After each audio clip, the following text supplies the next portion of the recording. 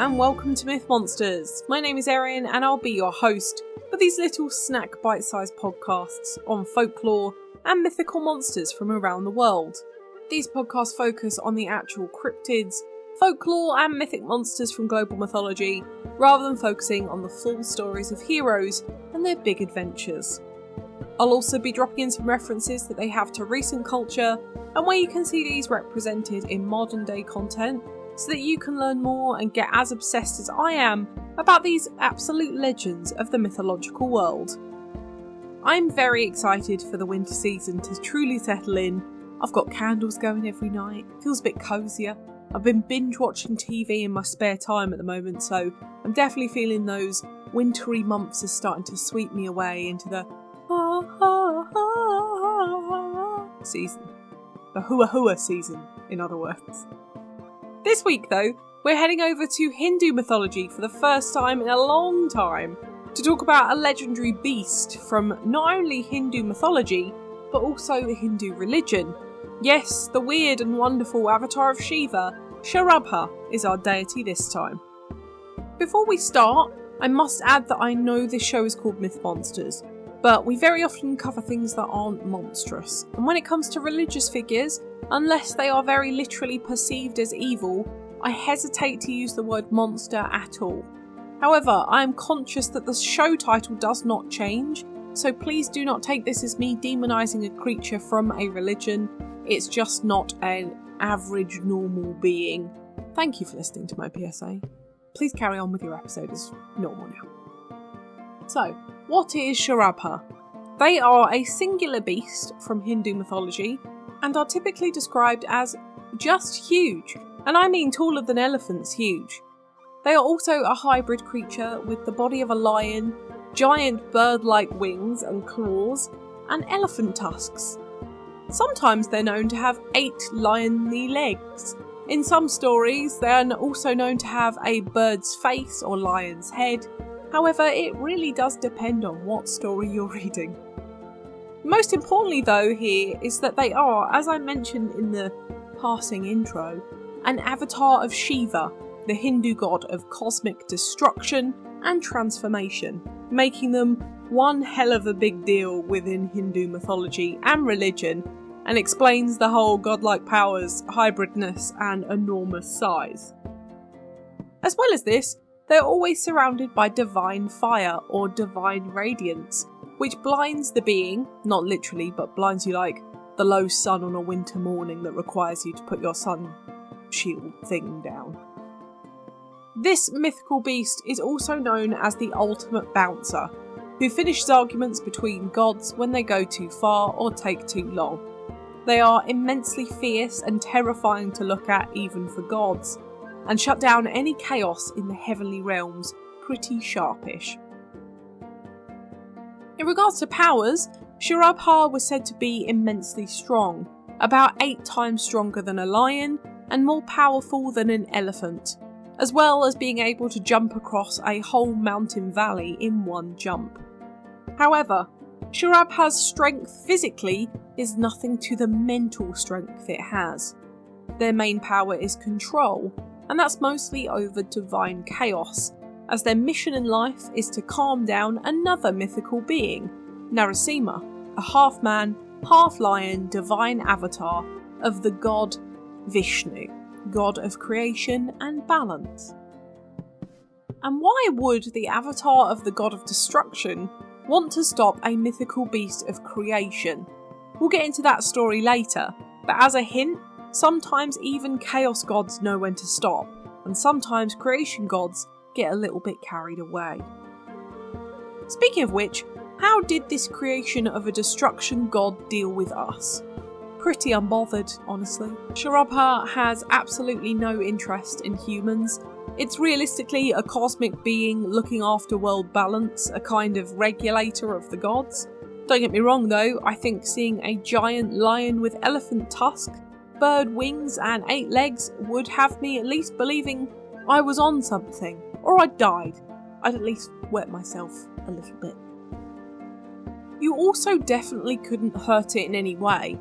This is a creation of the gods, and whilst we see in other mythologies that this isn't an issue, Heracles and the Hydra being a great example, nothing other than another god or avatar of a god could hurt or kill it. However, it also wouldn't die like a normal creature, it would just dissolve back into Shiva themselves. In terms of reproduction, there's only one, and it was conjured into life by Shiva, so there's not an opportunity for any more, and also it's realistically an avatar, it's a shell, so Shiva can go about their own business, I suppose. And as well as this, we're not even sure of the gender of the creature when Shiva inhabits it. It's commonly referred to as just its name rather than any gender-specific pronouns, although some would assume it is male as they are an avatar of Shiva, who is a male god. We're also not sure if it eats, and there are theories that Sharabha would eat arrogance, ego and overflowing divine fury, so technically it eats imbalance. However, there are some stories that say it would eat raw flesh and chill out on mountaintops, so we're not entirely sure on that one. Come back to me in like 1,000 years. Now, moving on to etymology, Sharabha is a Sanskrit word, and whilst it doesn't have a translation to break down, it is generally taken to mean a kind of powerful beast, and sometimes even translated into super lion, or realistically something to that effect. Sorry, a bit of a boring and obvious one this week, I'm afraid. In their history though, the earliest physical references to Sharabha appear in the ancient Indian epic, the Mahabharata, which was believed to have been written between 400 BC and 400 AD. It was also later mentioned in the Puranic texts like the Lingua Purana and the Shiva Purana, which are really important Hindu texts written between the 4th and 10th century AD.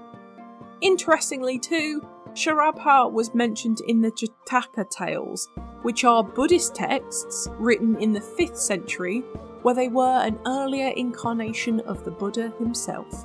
So, hooray! In the original telling of the Mahabharata, Sharabha was initially described as a beast that scared other animals across the forest, ate raw flesh, but was often associated as an edible creature itself to guests at dinner parties. It was only later, when the Puranic texts were written, that it was fully associated with Shiva and wasn't just an animal in its own right, a godly animal, of course, one of divine intent. Super interestingly though, with this one's history, is that it changes depending on the type of Purana you're reading and the age of it, and this is because of the Vishnu or Shiva loyalty of the writer. Now, to understand this, we have to zoom out a little and look at the religious context within this creature. By the time Sharabha stories are circulating, Hinduism is in a strange phase, and this is around the 5th century AD.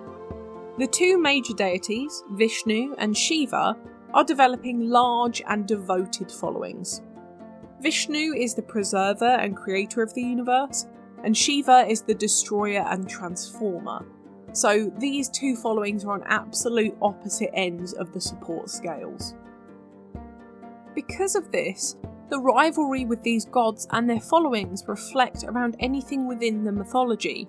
So you'll often see stories where Vishnu takes on a terrifying form, like Narasimha, the man lion from earlier, and Shiva has to step in with his terrifying form, like Sharabha, to gain back control and balance. These stories are less about monsters scaring mortals, and more about the gods themselves one-upping each other, with the winner keeping the world balance in check. So because of this, some of the Puranas are more in one god's favour, depending on what side of the rivalry wrote it. For instance, the Linga Purana and the Shiva Purana have a strong Shivana version of the story, and the Bhagavata Purana, more Vaishnav in favour, emphasises Narasimha's victory. The Mahabharata, however, is not written by either side, so it doesn't have any favour towards either god. So that is our kind of source of truth. I said I was going to explain the famous story of Sharabha, so here's a quick refresher. Narasimha, the half-lion, half-man avatar of Vishnu, comes along. Why? Because it was due to protect an intense Vishnu devotee called Prahlada from being killed by a demon king called Hiranyakashipu, who couldn't be killed by man or beast, inside or outside, day or night. And Vishnu, wanting to protect Prahlada, finds a loophole by becoming a man-lion hybrid and killing the demon on a palace threshold at twilight.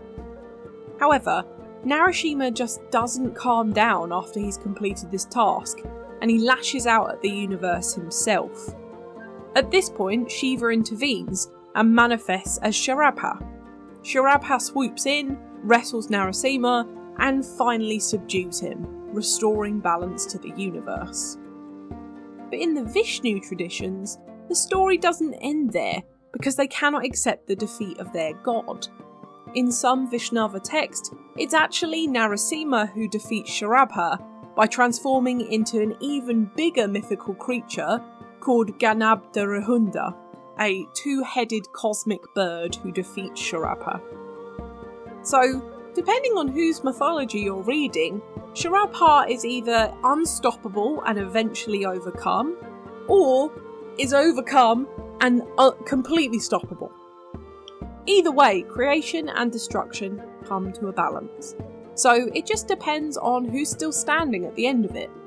It's a really great example of how myths shift depending on who's telling the story, and not something we see very often throughout the history of this show running. So it's definitely a unique one. Now, for mythical comparison, Hindu mythology is jam-packed with hybrid creatures, a couple of which I've mentioned throughout the episode, such as Ganabdarahunda and Narasimha. There's also Garuda, the eagle-mounted Vishnu who's hybrid man and eagle, or Makara, a sea creature who's a bunch of hybrid of terrestrial and aquatic creatures. However, they are very much linked to crocodiles. If we're also sticking with legendary hybrids, we have the griffin from Greek mythology, who are half lion and half eagle, or the Mesopotamian Anzu, who is half lion, half bird. I've also covered Anzu in another episode. The others I'll be covering down the line at some point. Before though we jump into modern media, Sharabha is still used today, of course, within the Hindu religion, but also in logos and emblems, with the government of Karnataka, a state in India, using Sharabha in their coat of arms, as well as the University of Mysore and Karnataka soap and detergents, who use this in their logo, and they've been around since 1916, so that's pretty neat too. Now, on to modern media. There's very little on Sharabha, bar one movie from 2018, so I filled this out on basically Hindu mythology pieces for this one, and it is mainly Asian media, so for Westerners listening, you may not recognise any of these titles. For art, good luck finding artists and art piece names for this, but I would recommend looking at the portrait art for this one. You can find them with a quick Google, honestly. Otherwise, have a look at independent art for this, as there's always something super modern, super creative for adaptations of Sharabha. In movies, we have Sharabha, Manavatar Narsima, Ramayana, Bahubali, Mahavatar, Kantara 2, and Jai Hanuman.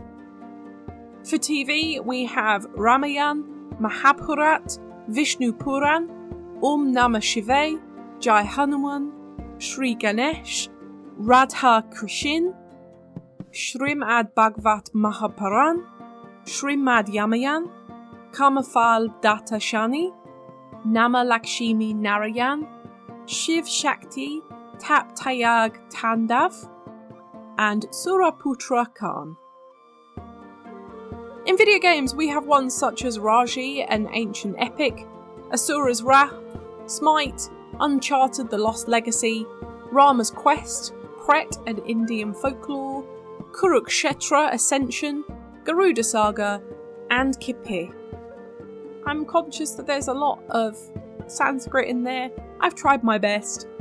And that's all I can do. I have a lot of book recommendations this week, so please get ready. Hindu Myths by Wendy Doniger, Indian Mythology and Philosophy by Neil Burton, and Indian Myths and Legends, Tales of Heroes, Gods and Monsters by J.K. Jackson, for some really good summaries of this whole mythological space. There's also Demons and Demonesses of Hindu Mythology by Priya Narayanan for a darker look into Hindu demons as well, if you're into that. Then, for younger listeners and their parents, there's the illustrated Mahabharata, the definitive guide to India's greatest epic by DK Books, and Tales from Indian Mythology by Wonder House Books for great kid-friendly versions of all of these stories. But now it's time for Do I Think They Existed? It's an interesting one this week because I do not belong to the Hindu faith, and I would never want to make anyone feel attacked for believing in this path of faith and everything included within it. What I will say is that Sharabha is one of the wildest creatures in Hindu mythology, and I think the idea of keeping balance between creation and destruction is an incredibly cool idea, and having a cosmic battle between two massive hybrid god creatures is something that can be written about gods, I guess.